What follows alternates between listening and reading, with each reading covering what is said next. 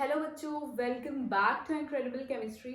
सो बच्चों, last lecture में हमने discovery of electron, proton and neutron देखा था और वो कैसे एटम में अरेंज्ड हैं ये भी देखा था। हमने इसके रिलेटेड 2 एटॉमिक मॉडल्स किए थे, एक जे थॉमसन वाला मॉडल और दूसरा था बच्चों रदरफोर्ड मॉडल। इन दोनों मॉडल्स के पॉस्टुलेट्स और इनकी लिमिटेशंस दोनों हमने कंप्लीट की थी। अगर आपने वो वीडियो नहीं देखी है तो आपको वो आई बटन या डिस्क्रिप्शन बॉक्स में मिल जाएगी। सो आज बच्चों हम थर्ड मॉडल पे प्रोसीड करेंगे, that is Bohr atomic model. उससे पहले बच्चों, if you are new to channel please subscribe my channel. Okay बच्चों, बोहर एटॉमिक मॉडल को करने से पहले कुछ टॉपिक्स समझने बहुत जरूरी हैं। हम पहले वो डिस्कस करेंगे। सबसे पहले बच्चों हम एटॉमिक नंबर और मास नंबर क्या होता है ये देखेंगे। देखो बच्चों, सबसे पहले रिप्रेजेंटेशन आपको पता होनी चाहिए। जो एटॉमिक नंबर है हम उसे Z से लिखते हैं, मास नंबर को हमेशा A लेटर से लिखते हैं, ठीक है। और जो एटॉमिक नंबर होता है वो नंबर ऑफ प्रोटॉन्स के इक्वल होता है, ठीक है, या नंबर ऑफ इलेक्ट्रॉन्स के इक्वल होता है जब एटम न्यूट्रल हो। यानी एटॉमिक नंबर हमें क्या बताता है? फॉर एग्जाम्पल, अगर कार्बन है, कार्बन का एटॉमिक नंबर 6 है, तो ये 6 हमें बता रहा है इसमें 6 प्रोटॉन्स हैं, ठीक है, और इसमें 6 ही इलेक्ट्रॉन्स हैं। और इलेक्ट्रॉन्स वाले पे कंडीशन क्या है? एटम न्यूट्रल होना चाहिए, यानी इस पे कोई साइन नहीं होना चाहिए। अगर मान लो Na पॉजिटिव है, उसका एटॉमिक नंबर 11 है, तो उसमें प्रोटॉन्स तो 11 होंगे, लेकिन जो इलेक्ट्रॉन्स हैं वो 11 नहीं होंगे। वो बच्चों यहाँ पे सोडियम ने एक इलेक्ट्रॉन लूज किया है स्टेबिलिटी हासिल करने के लिए, तो इलेक्ट्रॉन 10 रह गए, ठीक है। अगर हम मास नंबर की बात करें बच्चों, mass number number of protons और नंबर ऑफ न्यूट्रॉन्स के इक्वल होता है, ठीक है। जैसे कार्बन की ही बात करें, कार्बन का मास नंबर 12 होता है, तो इसमें 6 प्रोटॉन और 6 इलेक्ट्रॉन्स, सॉरी 6 न्यूट्रॉन्स रहते हैं, ठीक है। जरूरी नहीं है प्रोटॉन का नंबर और न्यूट्रॉन का नंबर सेम हो, लेकिन कार्बन की एग्जांपल में ऐसा है। ओके, तो अगर हम नंबर ऑफ न्यूट्रॉन्स की बात करें, देखो मास नंबर हमें पता है, एटॉमिक नंबर हमें पता है। मास नंबर सम था प्रोटॉन और न्यूट्रॉन का, एटॉमिक नंबर में नंबर ऑफ प्रोटॉन थे, तो अगर हम A में से Z माइनस कर दें तो नंबर ऑफ न्यूट्रॉन्स हमारे निकल आएंगे। ये आपको न्यूमेरिकल्स में बहुत नीड रहेगी ऐसी चीजों की। ओके, तो रिप्रेजेंटेशन देखो, मैंने यहाँ पे ऐसे लिखा कि एटॉमिक नंबर को ऐसे सबस्क्रिप्ट में लिखा, ये जब मास नंबर आया तो उसको सुपरस्क्रिप्ट में लिखा।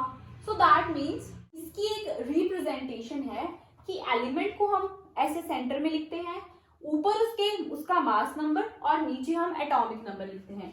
जैसे देखो 12C6, ये हो गया मास नंबर 12 कार्बन का, और जो एटॉमिक नंबर है दैट इज 6। अगर हम लिथियम की बात करें, 7 लिथियम 3, ये मास नंबर हो गया 7 और 3 हो गया उसका एटॉमिक नंबर। अगर हम ऑक्सीजन की बात करें 16O8, ये 8 उसका एटॉमिक नंबर और 16 मास नंबर। ऐसे एटम्स को हम रिप्रेजेंट करते हैं, लिखते हैं। ओके बच्चों, नेक्स्ट टॉपिक इज आइसोटॉप्स और आइसोबार्स। आइसोटॉप्स बच्चे देखो कैसे होते हैं। जैसे हाइड्रोजन है, हाइड्रोजन का जो एटॉमिक नंबर है वो 1 ही है, लेकिन मास नंबर 1, 2 और 3, यानी कि हाइड्रोजन 3 तरह से एग्जिस्ट करता है। एक हाइड्रोजन ऐसे एग्जिस्ट करता है, एक हाइड्रोजन ऐसे, और एक हाइड्रोजन ऐसे। लेकिन बच्चों इनका जो एटॉमिक नंबर है वो सेम है, इसी वजह से ये एक ही पोजीशन पे पीरियोडिक टेबल में पड़े हैं, लेकिन 3 मास नंबर की फॉर्म्स में ये एग्जिस्ट कर रहे हैं। तो ये तीनों हाइड्रोजन के आइसोटॉप्स हुए। अगर हम डेफिनेशन एक बार रीड आउट करें, that is atoms of same element, same element है, हाइड्रोजन ही है तीनों में, which have same atomic number, atomic number भी तीनों का एक ही है 111, but different mass number. Mass number यहाँ पे वेरी कर रहा है। फर्स्ट वाले हाइड्रोजन का मास नंबर 1 है, सेकेंड का 2 है और थर्ड का 3 है, ठीक है। और ये जो हाइड्रोजन विद मास नंबर 2 होती है, उसका नाम ड्यूटेरियम, और जिसका 3 मास होता है उसका नाम ट्रिटियम होता है। ओके, यहीं पे अगर हम कार्बन की बात करें, कार्बन के भी 3 आइसोटॉप्स हैं। हमें बच्चों 12C6 कार्बन का पता है, ठीक है। एक 13C6 भी होता है, 14C6 भी होता है। यानी कार्बन जो है एटॉमिक नंबर तीनों का 6 ही है, लेकिन मास नंबर एक का 12 है, एक का 13 है और एक का 14 है। ये रेडियो एक्टिव होते हैं नीचे वाले। ओके बच्चों, अब देखो हमने बोला कि जो एटॉमिक नंबर है दैट इज सेम, ठीक है, बट जो मास नंबर है वो डिफरेंट है ना। तो आप 2 मिनट लेके सोच के बताओ मुझे ये कि इसमें नंबर ऑफ प्रोटॉन्स डिफरेंट होंगे। जैसे तीनों हाइड्रोजन्स हैं, इनमें नंबर ऑफ प्रोटॉन डिफरेंट है, नंबर ऑफ न्यूट्रॉन्स डिफरेंट है, या नंबर ऑफ इलेक्ट्रॉन्स डिफरेंट है। ओके बच्चों, तो अगर आपने थोड़ा सा सोचा है, थोड़ा सा समझा है कंसेप्ट को, तो बच्चों आपको आंसर मिल गया होगा कि नंबर ऑफ जो न्यूट्रॉन्स हैं वो डिफरेंट है। कैसे? देखो, अगर हम यहाँ पे इलेक्ट्रॉन्स लिखते हैं, यहाँ पे प्रोटॉन्स लिखेंगे और यहाँ पे न्यूट्रॉन्स लिखेंगे। एटॉमिक नंबर है 1, ठीक है। हाइड्रोजन एक न्यूट्रल एटम है, तो इलेक्ट्रॉन 1 रहेंगे और प्रोटॉन भी 1 रहेंगे, एटॉमिक नंबर के इक्वल होते हैं। और जो मास नंबर है वो 1 है। मास नंबर होता है, अगर हमने बच्चों नंबर ऑफ न्यूट्रॉन्स निकालने हैं तो हम उसको a माइनस जेड करते थे। अगर हमने 1 में से 1 निकाला तो 0, न्यूट्रॉन्स नहीं है इसमें। सेकेंड पे अगर हम आते हैं, एटॉमिक नंबर 1 है, 1 1 इलेक्ट्रॉन और प्रोटॉन रहेंगे। Neutrons 2 minus 1 is equals to 1। This is A and this is Z। अगर हम ट्रिटियम की बात करें बच्चों, atomic number again 1, neutral species है। न्यूट्रल स्पीशीज के number of electrons atomic number के इक्वल होते हैं, दैट मीन्स 1 ही है। नंबर ऑफ प्रोटॉन तो एटॉमिक नंबर के ही इक्वल होते हैं, और जो नंबर ऑफ न्यूट्रॉन है वो 2 रहेंगे। दैट मीन्स बच्चों इलेक्ट्रॉन और प्रोटॉन आइसोटॉप्स में सेम रहते हैं, लेकिन जो न्यूट्रॉन है वो डिफर करते हैं, जिसकी वजह से आइसोटॉप्स का मास नंबर डिफर कर रहा है, ठीक है। ओके बच्चों, नेक्स्ट इज आइसोबार। आइसोबार में बच्चों क्या होता है, वहां पे आइसोटॉप्स में हमने same elements with same atomic number but different mass number किया था। यहाँ पे अगर आप गौर करो तो this is different elements, same mass number और डिफरेंट एटॉमिक नंबर। देखो यहाँ पे एलिमेंट डिफरेंट है, ठीक है, क्योंकि एटॉमिक नंबर इसी वजह से डिफरेंट है, लेकिन मास नंबर 40 40 40 सेम है। तो ऐसे एलिमेंट्स को हम आइसोबार्स बोलते हैं। ओके, आइसो इलेक्ट्रिक एटम्स और आयंस। देखो आइसो इलेक्ट्रिक बाय नेम ही क्लियर है, iso is same, electric means related to electrons. So जिन स्पीशीज में एक ही नंबर के इलेक्ट्रॉन्स प्रेजेंट हैं या सेम नंबर के इलेक्ट्रॉन्स प्रेजेंट होते हैं, those are known as iso electric atoms और आयंस। अब इनमें से ये जो 4 मैंने आपको आयंस दिए हैं, इनमें से आप मुझे बताओ कि कौन से 2 पेयर या कौन से 3 पेयर आपस में आइसो इलेक्ट्रिक हैं। ओके बच्चों, अगर आपने ध्यान से देखा होगा ये सारे चारों ही आइसो इलेक्ट्रिक एटम्स या सॉरी आइसो इलेक्ट्रिक आयंस हैं। क्यों? क्योंकि देखो ऑक्सीजन है, ऑक्सीजन का एटॉमिक नंबर होता है बच्चों 8, 2 इलेक्ट्रॉन इसने गेन कर लिए +2। फ्लोरीन की अगर बात करें 9 एटॉमिक नंबर होता है, एटॉमिक नंबर 9 है, ठीक है, और नंबर ऑफ इलेक्ट्रॉन 9 प्लस इसने 1 गेन कर लिया, 10 हो गए। सोडियम की बात करें, सोडियम का एटॉमिक नंबर 11 होता है, 1 इसने लूज कर दिया, positive charge equals to lose of electron, तो 1 माइनस कर दो। मैग्नीशियम 12 एटॉमिक नंबर है और 2 इसने इलेक्ट्रॉन लूज कर दिए, ठीक है, 2 इलेक्ट्रॉन्स, तो -2, यानी कि सब में 10 इलेक्ट्रॉन्स प्रेजेंट है। ये जो चारों स्पीशीज यहाँ पे मेंशन है दैट इज आइसो इलेक्ट्रिक। अब देखो बच्चों, अगर हम आइसोबार, आइसो इलेक्ट्रिक और एक हमने आइसोटॉप्स किया, इनकी केमिकल प्रॉपर्टीज देखें। सबसे पहले आइसोबार में देखें, ये तीनों आइसोबार्स हैं, ठीक है। तो क्या इनकी जो केमिकल प्रॉपर्टीज हैं वो भी एक जैसी हैं? नहीं। क्यों? क्योंकि देखो बच्चों, केमिकल प्रॉपर्टीज जो होती हैं वो हमेशा उसमें इलेक्ट्रॉन्स की इन्वॉल्वमेंट होती है। जब भी कोई एटम दूसरे एटम के साथ बॉन्ड बनाता है या वो शेयर करता है इलेक्ट्रॉन, लूज करता है या गेन करता है, यानी कि केमिकल प्रॉपर्टीज में इलेक्ट्रॉन्स की इन्वॉल्वमेंट है। यहाँ पे नंबर ऑफ इलेक्ट्रॉन्स निकालो, अगर आप मान लो इसके निकालो तो 18 एटॉमिक नंबर के जितने हो गए नंबर ऑफ इलेक्ट्रॉन, इसमें 19 है पोटेशियम में और कैल्शियम में 20 है, ठीक है, इलेक्ट्रॉन्स। तो अगर इनके इलेक्ट्रॉन्स डिफरेंट हैं तो केमिकल प्रॉपर्टीज इलेक्ट्रॉन से रिलेटेड होती हैं, तो इनकी केमिकल प्रॉपर्टीज भी डिफरेंट होंगी, ठीक है। जो कैल्शियम है इसकी अपने ग्रुप के साथ केमिकल प्रॉपर्टीज सिमिलर होंगी, वो हम आगे S block P block chapter आएंगे उनमें करेंगे। अगर हम आइसो इलेक्ट्रिक एटम्स या आयंस की बात करें, इनकी जो केमिकल प्रॉपर्टीज है, मान लो ये वाली सारी केमिकल प्रॉपर्टीज है अगर इनकी, तो इनकी केमिकल प्रॉपर्टीज हम बोल सकते हैं कि सेम हो सकती हैं, क्योंकि इनमें नंबर ऑफ इलेक्ट्रॉन्स सेम है, ठीक है। इनकी देखो अगर हम कॉन्फ़िगरेशन लिखेंगे आफ्टर इन्होंने इलेक्ट्रॉन गेन कर लिए लूज कर लिए, वो सेम टाइप ऑफ बनेगी। ये मेजर चीज आती है यहाँ पे आइसोटॉप्स में, जो आपको पेपर में पूछा जाता है, आइसोटॉप्स और आइसोबार्स की केमिकल प्रॉपर्टीज के रिलेटेड। आइसोटॉप्स में बच्चे जो केमिकल प्रॉपर्टीज होती हैं वो सिमिलर रहती हैं। क्यों सिमिलर रहती हैं? अब क्योंकि बच्चों इनमें जो नंबर ऑफ इलेक्ट्रॉन्स होते हैं वो सेम होते हैं। हाइड्रोजन था, हाइड्रोजन में जो नंबर ऑफ इलेक्ट्रॉन्स थे तीनों हाइड्रोजन के आइसोटॉप्स में सेम थे, 1 1 1 ही थे, तो उन तीनों की जो केमिकल प्रॉपर्टीज थी वो सेम थी। ओके बच्चों, जो हम थर्ड एटॉमिक मॉडल करने वाले हैं that was given by Bohr, ठीक है। उस टाइम पे साइंस ने कुछ डेवलपमेंट की थी जिनकी वजह से बोहर ने अपना एटॉमिक मॉडल रखा सामने। वो कुछ डेवलपमेंट क्या थी वो हम देखते हैं। सो बच्चों, फर्स्ट डेवलपमेंट थी कि जो लाइट है उसकी ड्यूअल नेचर होती है। यहाँ पे लाइट को इलेक्ट्रोमैग्नेटिक रेडिएशन बोला गया था।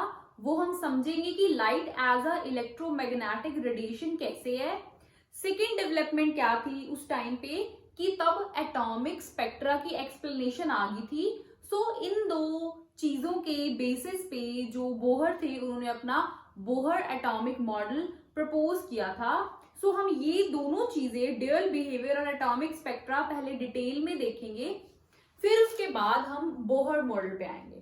सो बच्चों, सबसे पहले हम नेचर ऑफ लाइट पे थोड़ी चर्चा करेंगे।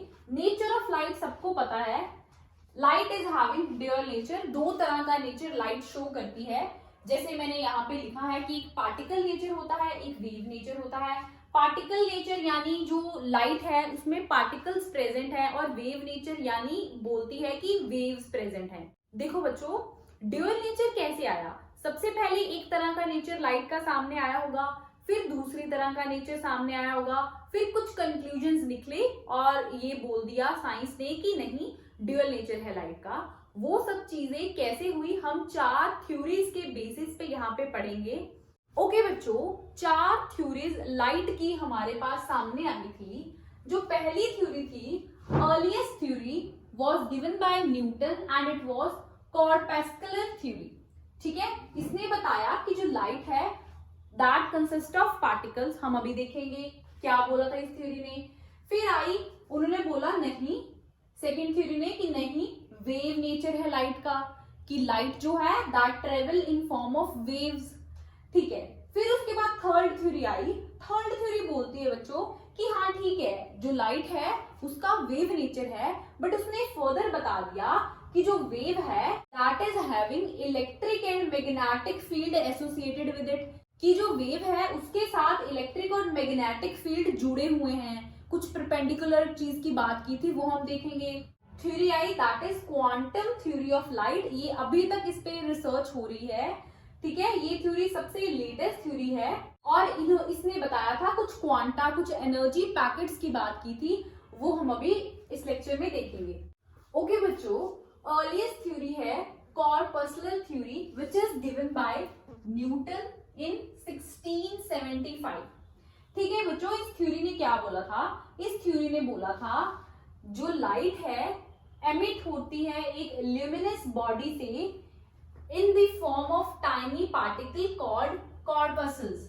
कि जो लाइट है, जैसे मान लो कोई भी बल्ब है या कुछ भी लैंप है, उसमें से जब लाइट एमिट हो रही है तो वो पार्टिकल के फॉर्म में एमिट होगी, और उन पार्टिकल को उन्होंने नाम दिया था कॉर्पस्कल्स। और ये कॉर्पस्कल्स उन्होंने बताया कि एक स्ट्रेट लाइन में मूव करते हैं। फिर बच्चों उन्होंने बताया कि जो वेलोसिटी है लाइट की वो डेंसर मीडियम में ज्यादा है कंपेयर टू रेयर मीडियम। लेकिन ये चीज गलत है। क्यों गलत है? देखो बच्चों, जब हम रिफ्रैक्शन वाला फिनोमिनन पढ़ते हैं तो आपने देखा होगा कि जब लाइट एयर से डेंसर मीडियम में ट्रेवल करती है, यानी एयर से ग्लास में ट्रेवल करती है, तो ग्लास में आते हुए उस लाइट की स्पीड कम हो जाती है। ठीक है, यहाँ पे तो लिखा है कि डेंसर मीडियम में जो स्पीड है वो ज्यादा होनी चाहिए। This is wrong. Denser medium में जो स्पीड है वो लेसर होनी चाहिए। ठीक है, ये चीज उन्होंने गलत बताई थी यहाँ पे। और उन्होंने थर्ड बताया था कि due to different size of corpuscles they produce different colours. ये चीज भी कुछ गलत थी, कुछ सही थी। क्यों?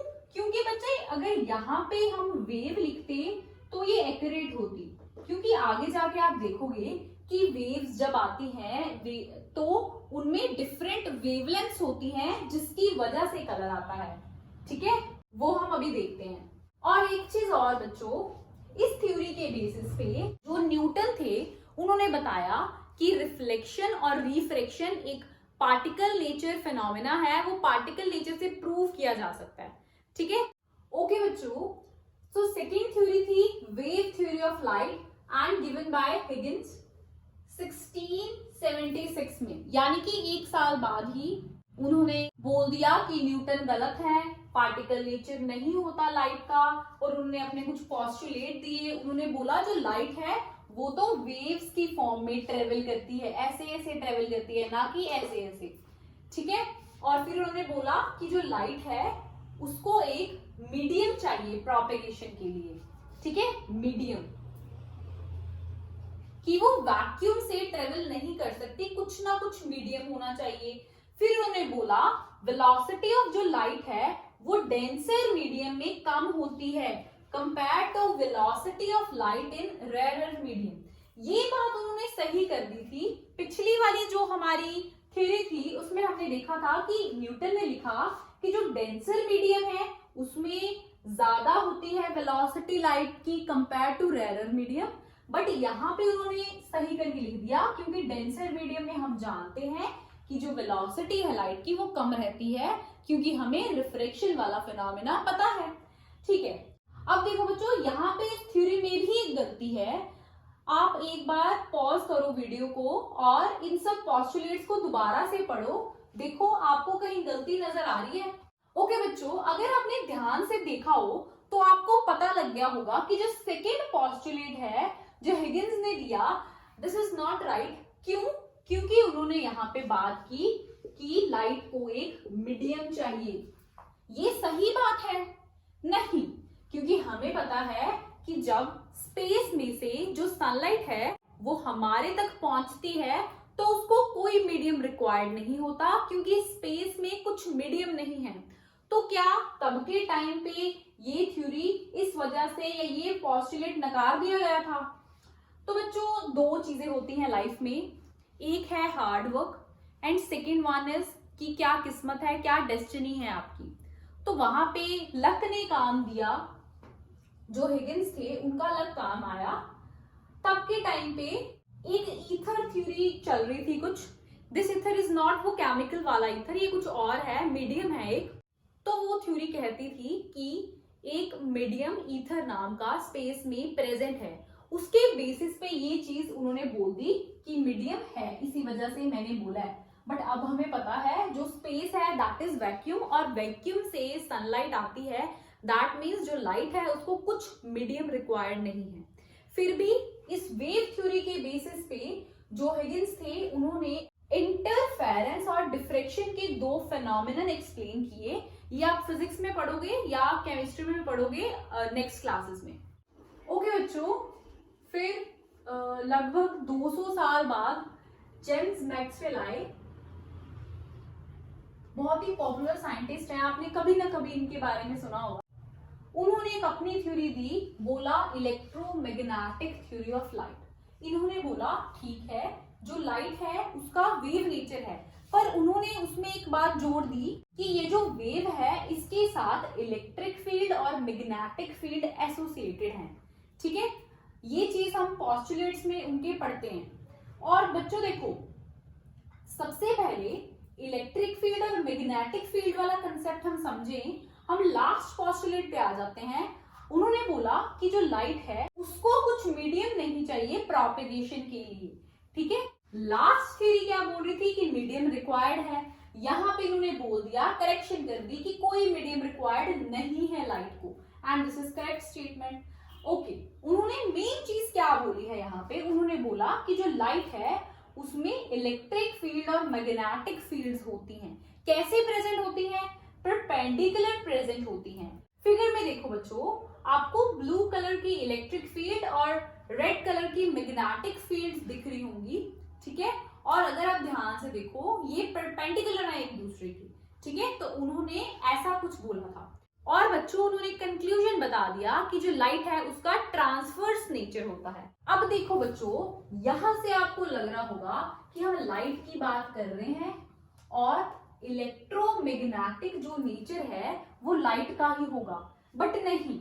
इलेक्ट्रोमैग्नेटिक रेडिएशंस में बच्चे, सारी इलेक्ट्रोमैग्नेटिक स्पेक्ट्रम में जो रेडिएशंस होती हैं, X rays, micro rays, gamma rays, वो सारी इलेक्ट्रोमैग्नेटिक रेडिएशंस हैं। यानी उन सारे रेडिएशंस के साथ इलेक्ट्रिक फील्ड और मैग्नेटिक फील्ड एसोसिएटेड है और परपेंडिकुलर उनकी डायरेक्शन होती है तीनों से। परपेंडिकुलर देखो, परपेंडिकुलर दोनों फील्ड्स आपस में, और फिर उसके बाद प्रोपेगेशन ऑफ लाइट से भी परपेंडिकुलर होती है। अब हम थोड़ा वेव मोशन की कैरेक्टरिस्टिक्स देखते हैं। ओके बच्चों, हमने अभी पढ़ा कि वेव जो लाइट है वो वेव की फॉर्म में ट्रेवल करती है। कैसे ट्रेवल कर रही थी लाइट? ऐसे, है ना, ऐसे ट्रेवल कर रही थी। ये क्या है? देखो बच्चों, जब हमने एक पॉन्ड है या कुछ एक वाटर बॉडी है उसमें पत्थर फेंका, ठीक है, तो क्या होता है, डिस्टर्बेंस आपको ऑब्जर्व होगी। ऐसे ऐसे करके जो पानी है वो जाता है। तो जब वो बाहर की तरफ वाटर, जो मान लो ये वाटर लेवल है, तो उससे रेज हो जाता है, ऐसा कुछ बन जाता है। So that is called crest. और जब वो डिस्टर्बेंस नीचे जाती है तो वो ट्रफ है। वैसे ही लाइट ट्रेवल करती है, इलेक्ट्रोमैग्नेटिक रेडिएशंस ट्रेवल करती हैं। इलेक्ट्रोमैग्नेटिक रेडिएशंस कौन कौन सी थी? लाइट होगी, हीट होगी, एक्सरे, गामा रे, कॉस्मिक रे, ये सारी हैं। ठीक है, ओके, इनके कैरेक्टरिस्टिक्स क्या हैं? पहले तो सबसे पहले जो दो एडजेसेंट क्रेस्ट के बीच में डिस्टेंस रहेगा बच्चों, उसको हम वेवलेंथ बोलेंगे। ठीक है बच्चों, वेवलेंथ, और इसे हम लैम्डा से डिनोट करते हैं। ठीक है, दिस इज लैम्डा, ब्रैकेट के इनसाइड जो सिंबल है। ओके, अब इसके यूनिट्स क्या हैं? अब देखो, ये डिस्टेंस है, लेंथ है, तो इसके यूनिट्स बच्चों मीटर होते हैं। ठीक है, और एंगस्ट्रॉम वगैरह में कई बार लिखा होता है। ठीक है, वैसे बेसिकली ऐसा यूनिट्स मीटर हैं। ओके, सेकेंड चीज है फ्रीक्वेंसी। फ्रीक्वेंसी क्या होती है? फ्रीक्वेंसी है number of waves passing through a particular point.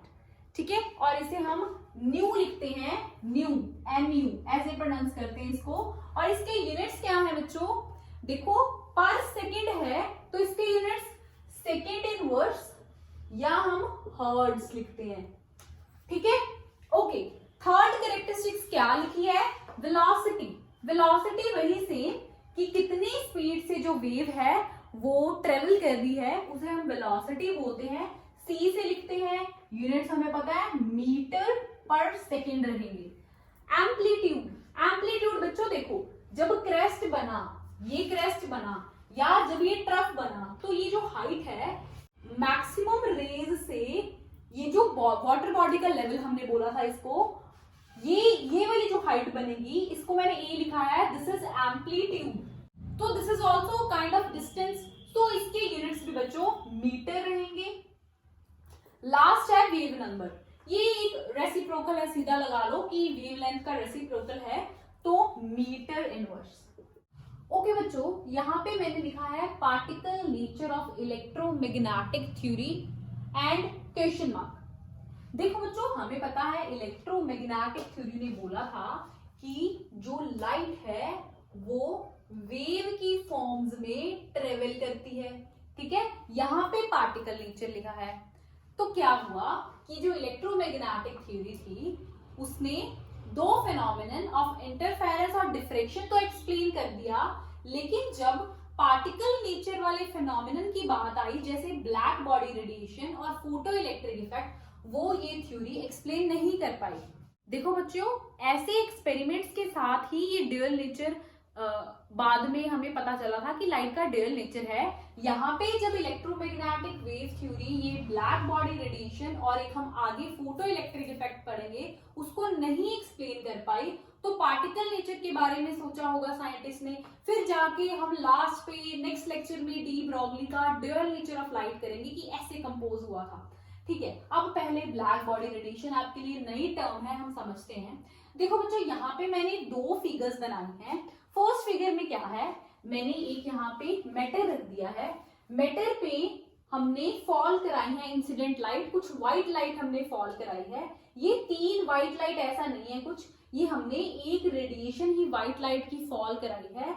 ये हमें बता रही है कि जो व्हाइट लाइट है उसमें कई तरह की वेवलेंथ की रेडिएशंस प्रेजेंट होगी, जैसे हमें इलेक्ट्रोमैग्नेटिक स्पेक्ट्रम में पढ़ा था। तो एक व्हाइट लाइट है, हमें पता है उसमें बहुत सारी वेवलेंथ की रेडिएशंस प्रेजेंट होती हैं, वो व्हाइट लाइट हमने स्ट्राइक कराई है मैटर पे, तो क्या होगा, तीन फिनोमिनन हो सकते हैं। कौन कौन से, देखो फर्स्ट फिनोमिनन है बच्चों एब्जॉर्प्शन।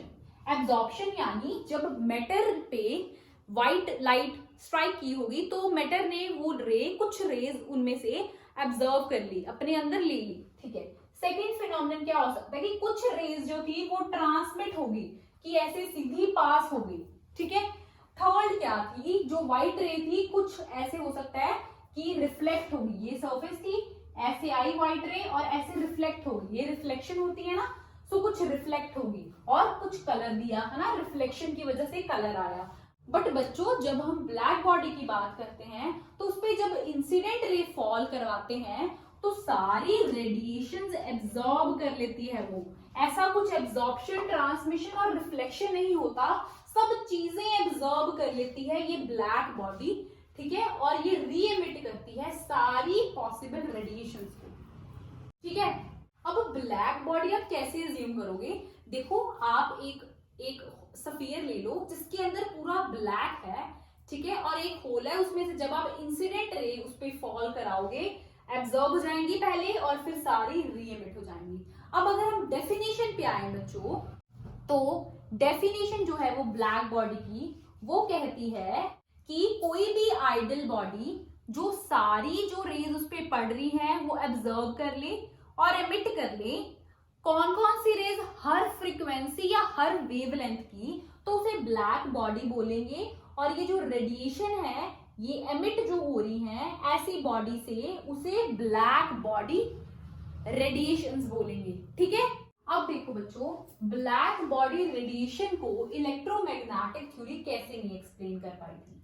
देखो हम एक्सपेरिमेंट से समझेंगे। सबसे पहले आपको ये पता होना चाहिए कि जब भी हम सॉलिड को हीट करते हैं, टेम्परेचर इंक्रीज करते हैं, तो उसमें से रेडिएशंस निकलती हैं, ठीक है। तो हम एग्जांपल ले ली, हमने आयरन बार को हीट किया, तो आयरन बार ने अपना कलर अब आयरन बार का डल रेड शो कर रहा है। क्यों डल रेड शो कर रहा है, क्योंकि उसने कुछ रेज जो है वो एब्जॉर्ब कर ली होंगी, कुछ एमिट कर रहा है अब वो रेज, तो एक टाइम पे आके वो रेड के कॉरस्पॉन्डिंग कलर दिखा रहा है, यानी कुछ इस वेवलेंथ की रेडिएशंस निकली होंगी। फिर हीट किया ऑरेंज कलर, फिर हीट करने के बाद येलो, व्हाइट और फिर ब्लू। अब देखो अगर आपको ध्यान हो, हमने अभी किया कि जब रेड कलर आता है तो रेड कलर का विजिबल स्पेक्ट्रा में से सबसे ज्यादा वेवलेंथ होती है, तो यहाँ पे सबसे ज्यादा वेवलेंथ है है ना। और अगर हम ब्लू की बात करें इन सब में से, तो ब्लू में वेवलेंथ सबसे कम है, ठीक है। हमने बच्चों विजिबल स्पेक्ट्रम किया था ना विब गॉयर वाला, वही बात कर रहे हैं हम। रेड में सबसे ज्यादा वेवलेंथ रहती है, ठीक है। फिर आते जाते हैं वायलेट पे सबसे कम होती है, यहाँ पे वायलेट नहीं ब्लैश सा कलर है तो उसकी वेवलेंथ कम रहेगी। और बच्चों अगर आपको ध्यान हो तो हमें पता है कि जो एनर्जी होती है that is directly proportional to intensity, ठीक है। तो एनर्जी की क्या इक्वेशन रहेगी, एनर्जी देखो, एनर्जी और ये जो लेमडा है वो कैसे रिलेटेड है, हमें पता है E is equals to h nu होता है। ये हम प्लैंक्स थ्योरी में भी पढ़ेंगे, आपने पहले भी देखा होगा, ठीक है। अगर हम खोल के लिखें तो C ओवर लैम्डा, न्यू की जो वैल्यू है वो हम C ओवर लैम्डा लिख सकते हैं, यानी कि जो एनर्जी है और ये जो लैम्डा है ये इनवर्सली प्रोपोर्शनल है, ठीक है। अगर इनवर्सली प्रोपोर्शनल का मतलब क्या है, इनवर्सली प्रोपोर्शनल का मतलब क्या होता है कि अगर लैम्डा इंक्रीज हो रहा है तो एनर्जी कम होगी। कैसे कम होगी, देखो डिनोमिनेटर में कुछ चीज बढ़ रही है, वो डिवाइड होने के बाद जो एनर्जी की वैल्यू देगी वो कम देगी, है ना। और अगर हम ये वाली इक्वेशन की बात करें, जो एनर्जी है वो डायरेक्टली प्रोपोर्शनल है आई के। डायरेक्टली प्रोपोर्शनल का मतलब होता है अगर एनर्जी बढ़ रही है तो इंटेंसिटी भी बढ़ रही होगी, है ना। ओके, अब हम एनर्जी के साथ देखते हैं, अगर वेवलेंथ बढ़ रही है तो एनर्जी क्या होगी, डिक्रीज होगी, लिख दो, एनर्जी डिक्रीज होगी। अगर एनर्जी डिक्रीज हो रही है तो इंटेंसिटी डायरेक्टली प्रोपोर्शनल है उसके, एनर्जी इंक्रीज हो रही है तो इंटेंसिटी बढ़ेगी, एनर्जी डिक्रीज होगी तो इंटेंसिटी डिक्रीज होगी, तो यहाँ पे इंटेंसिटी है वो डिक्रीज होगी, ठीक है। ऐसे ही यहाँ पे देखो, जो अगर वेवलेंथ जो ब्लू की है वो इन सब में से कंपैरिजन करें तो ब्लू की वेवलेंथ सबसे कम है, ब्लू की वेवलेंथ सबसे कम है तो एनर्जी ज्यादा होगी, एनर्जी ज्यादा होगी तो इंटेंसिटी ज्यादा होगी। वैसे भी जिस बच्चे में एनर्जी ज्यादा होती है, या ऐसे अगर हम देखें कि कोई बच्चा है उसमें एनर्जी ज्यादा है, वो ज्यादा दिखता है, इंटेंस रहता है, वो ब्राइट सा रहता है सब में, वैसे भी आप याद कर सकते हो। तो ये केस है, यानी जब हमने आयरन को हीट किया तो देखो हाईएस्ट वेवलेंथ से लोएस्ट वेवलेंथ की रेज रेडिएशन एमिट हो रही है, ठीक है। अगर हम ग्राफ में देखें, ये वाला जो ग्राफ है, दिस वन ग्राफ, ठीक है, ये हमने सपोज कर लेते हैं आयरन के लिए हमने ये बनाया। कैसे बना ये ग्राफ, पहले वेवलेंथ ज्यादा थी, ये वेवलेंथ है, ये रही वेवलेंथ ज्यादा, ठीक है, और इंटेंसिटी कम थी, इंटेंसिटी देखो कम ही है, देखो इतनी कम है इंटेंसिटी, ये रही। फिर क्या हुआ, जो वेवलेंथ है इसमें सबसे ज्यादा है, ठीक है, ये वेवलेंथ सबसे ज्यादा है, यहाँ पे वेवलेंथ कम रहेगी, ठीक है, वेवलेंथ कम रहेगी इससे, तो वेवलेंथ अगर यहाँ पे आ गई, इंटेंसिटी ये रही। तो ऐसे अगर हम ग्राफ बनाते गए, जब हम ब्लू पे आए वेवलेंथ सबसे कम थी, ये वेवलेंथ कम रही और इंटेंसिटी सबसे ज्यादा, तो ऐसा ग्राफ आएगा अगर आप पॉइंट्स को मिला दो, ठीक है। तो ये तो आयरन बार का जो ग्राफ था एक्सपेरिमेंटली वो बोल रहा था, लेकिन जो ब्लैक बॉडी रेडिएशंस थी वो एक्सपेरिमेंटली हमें बता रही थी कि ग्राफ तो कुछ ऐसा आ रहा है। क्यों ऐसा आ रहा है, देखो यहां तक तो ठीक है, ये ग्राफ मैच कर रहा है, ठीक है, यहां तक देखो, अगर देखो वेवलेंथ है, ये वाली वेवलेंथ ज्यादा है, देखो यहां पे हम लिखते हैं, यहां पे बच्चों जो वेवलेंथ है वो ज्यादा है और जो इंटेंसिटी है वो कम है। ऐसे हम करते हैं, वेवलेंथ थोड़ी कम हुई, इंटेंसिटी ज्यादा हुई, ठीक है, वेवलेंथ थोड़ी कम इसमें, इंटेंसिटी ज्यादा, और ब्लू में क्या होना था, वेवलेंथ बहुत कम और इंटेंसिटी बहुत ज्यादा। पर देखो जब हम यहाँ पॉइंट पे आए, यहाँ पे ये ग्राफ क्या बोल रहा है कि वेवलेंथ जो है वो कम है और जो इंटेंसिटी है वो भी कम है, ठीक है, ये रिलेशन है। बट ऐसा तो नहीं था, ये जो हमने आयरन को हीट किया वो तो ऐसा बता रहा था कि वेवलेंथ कम है और इंटेंसिटी ज्यादा है। तो ये चीज बच्चों ब्लैक बॉडी रेडिएशन की ये जो ग्राफ आया, ये इलेक्ट्रोमैग्नेटिक थ्योरी या क्लासिकल थ्योरीज थी जो पहले आई थी इसके, वो नहीं एक्सप्लेन कर पाई। आई होप आपको समझ आ गया होगा, मैं फिर से दोबारा से एक्सप्लेन करती हूँ। हमने आयरन को हीट किया था, ऐसे ऐसे red, orange, yellow, white, blue colours आए थे। ये कलर्स किसको कॉरस्पॉन्ड कर रहे हैं? डिफरेंट वेवलेंथ्स को कॉरस्पॉन्ड कर रहे हैं। रेड पे सबसे मैक्सिमम वेवलेंथ थी और ब्लू पे सबसे कम वेवलेंथ थी, और अगर वेवलेंथ ज्यादा है तो इंटेंसिटी कम रहेगी। यहाँ पे हमने देखा था एनर्जी और वेवलेंथ का इनवर्सली प्रोपोर्शनल का रिलेशन था। अगर वेवलेंथ बढ़ी, एनर्जी कम हुई। अगर एनर्जी कम हुई, एनर्जी और इंटेंसिटी का डायरेक्टली प्रोपोर्शनल का रिलेशन है। एनर्जी कम होगी तो इंटेंसिटी भी कम होगी। तो ब्लू में उल्टा था। ब्लू में अगर वेवलेंथ कम है, हमें पता है ब्लू की वेवलेंथ कम होती है, तो उसकी इंटेंसिटी ज्यादा होगी। ठीक है, इंटेंसिटी ज्यादा होगी, यानी कि ग्राफ है ऐसे बनना चाहिए, ये वाला ऊपर वाला जो ग्राफ है। ठीक है, यहाँ पे क्या हुआ, यहाँ पे वेवलेंथ ज्यादा थी, इंटेंसिटी कम थी। वेवलेंथ जो थी यहाँ पे, यहाँ से कम हुई, इंटेंसिटी यहाँ से ज्यादा हुई।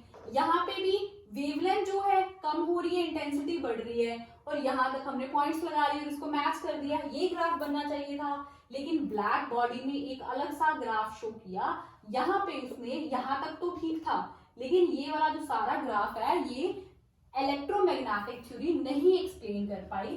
ठीक है, इन्होंने यहाँ पे जो वेवलेंथ कम हो रही है, इंटेंसिटी भी कम हो रही है, जबकि इंटेंसिटी बढ़नी चाहिए थी, ये चीज होनी चाहिए थी, बट ये एक्सेप्शनल था। इस वजह से ये जो इलेक्ट्रोमैग्नेटिक थ्योरी थी, ये भी उन्होंने बोला कि नहीं, कुछ तो बीच में अभी गड़बड़ है, लाइट का कुछ तो ऐसा नेचर हम मिस कर रहे हैं। ठीक है, ओके बच्चों, सेकेंडली जो फोटो इलेक्ट्रिक इफेक्ट था, वो भी इलेक्ट्रोमैग्नेटिक जो थ्योरी थी वो एक्सप्लेन नहीं कर पाई और फेल होगी।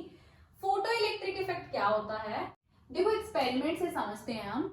सो हमने यहाँ पे बच्चों एक इवैक्यूएटेड चैम्बर ले लिया है, उस पे हमने दो इलेक्ट्रॉन नेगेटिवली चार्ज और पॉजिटिवली चार्ज, और ये इलेक्ट्रॉन्स बच्चों हमने एक एक्सटर्नल बैटरी के साथ जोड़ दिए हैं। ठीक है, अब देखो बच्चों, यहाँ पे जो नेगेटिव वाला इलेक्ट्रॉन था, वहां पे हमने वो मेटल रखा जिससे इलेक्ट्रॉन एमिट होंगे। फोटो इलेक्ट्रिक इफेक्ट जो शो करेगा वो हमने नेगेटिव टर्मिनल पे रखा, और ऑपोजिट साइड पे हमने एक डिटेक्टर लगा दिया।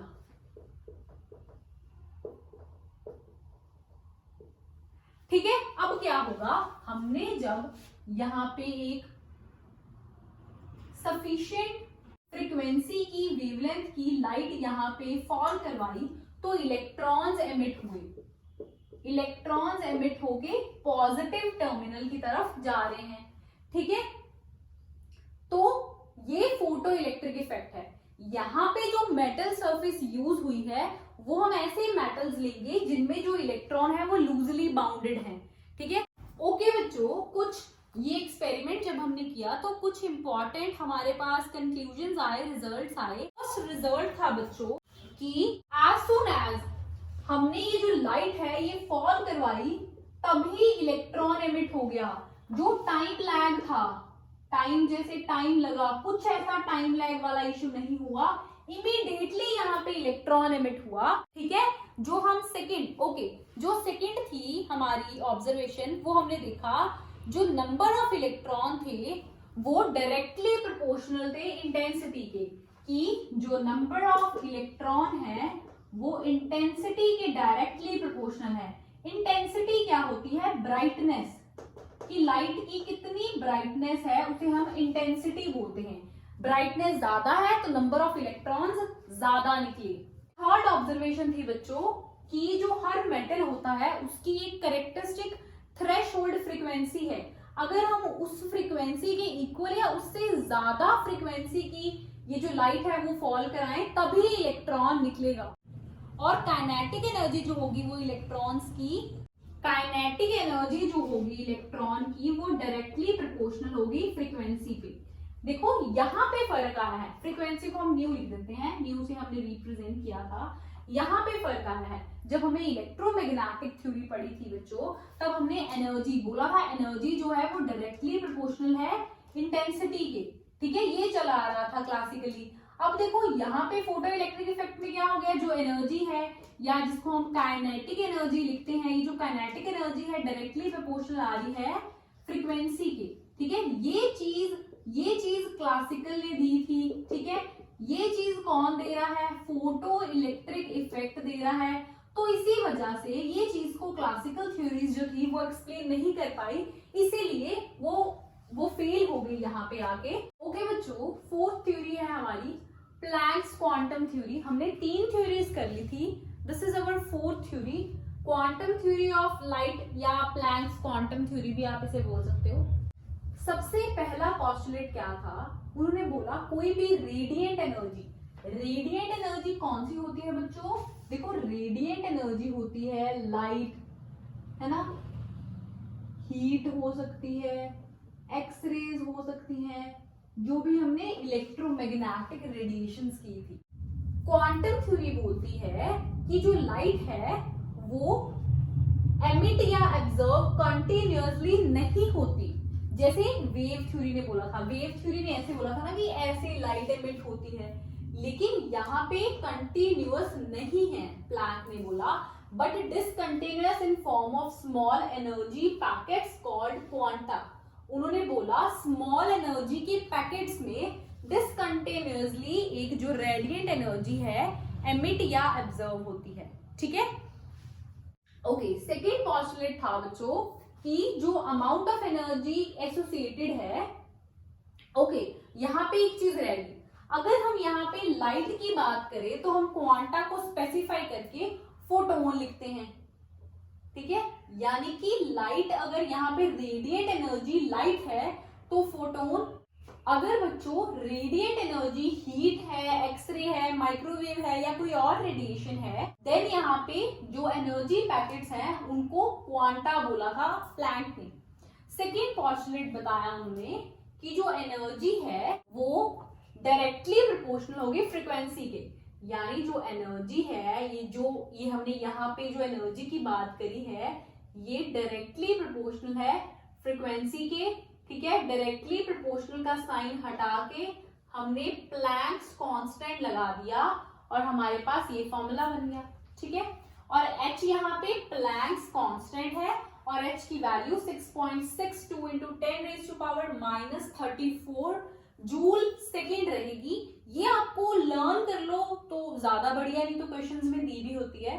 थर्ड है बच्चों, ये जो टोटल एनर्जी है, ये वाली एनर्जी, ये whole number multiple of quantum रहेगा, ठीक है। यहाँ पे हमेशा होल नंबर आएगा, यानी जब नंबर ऑफ फोटोन्स की बात होगी तो आप ये फॉर्मूला यूज करोगे और ये हमेशा होल नंबर में आएगा, ठीक है। तो ये थी प्लैंक थ्योरी जिसने क्वांटा की बात करी थी। अब हम बच्चों इसके बेसिस पे देखते हैं कि फोटो इलेक्ट्रिक इफेक्ट हम कैसे समझ सकते हैं। ओके बच्चों, हमने देखा कि जो फोटो इलेक्ट्रिक इफेक्ट था वो इलेक्ट्रोमैग्नेटिक थ्योरी ऑफ लाइट नहीं एक्सप्लेन कर पाई, लेकिन क्वांटम थ्योरी ने एक्सप्लेन किया। ये एक्सप्लेनेशन आइंस्टाइन ने दी थी बच्चों।